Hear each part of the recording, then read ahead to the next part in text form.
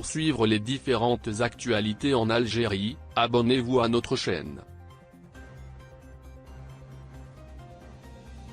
Titularisation des enseignants en Algérie, le dossier à fournir.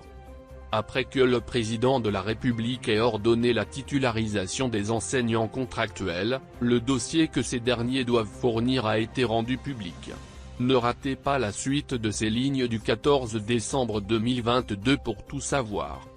En effet, le président de la République algérienne, Abdelmadjid Tebboune, a ordonné récemment la titularisation de tous les enseignants contractuels en Algérie, et la chaîne Ecorouq News Télévision a dévoilé les pièces composant le dossier à fournir.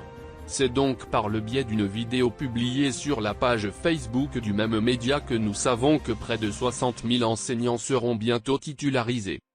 Dans le détail, pour que cette opération se déroule dans les meilleurs délais et conditions, le ministère de l'Éducation nationale a envoyé une note à l'ensemble des directions de l'éducation du territoire national. Cette note les instruit d'établir les listes nominatives des employés contractuels, et ceux dont les contrats arrivent à leur terme. Le but étant de procéder à leur titularisation. Le ministère de l'Éducation a ainsi dévoilé le dossier à fournir. Il sera affiché dès lundi prochain au niveau des directions de l'éducation. Ce dossier comprend donc le diplôme de l'enseignant, licence ou master selon son poste.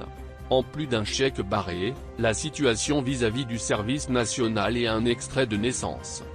Algérie, lancement du processus de titularisation de près de 60 000 contractuels.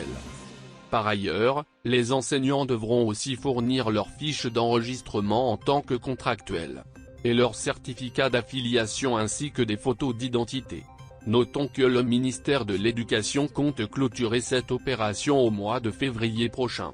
Il suivra le processus à travers une plateforme numérique du secteur de l'éducation nationale. Il est ainsi prévu que près de 60 000 enseignants contractuels prennent des postes permanents, et ce, dans les 3 paliers de l'éducation. C'est dans ce sillage qu'une commission a été créée. Elle sera présidée par l'inspecteur général du ministère de l'Éducation, qui se chargera d'encadrer et de surveiller la concrétisation de cette opération.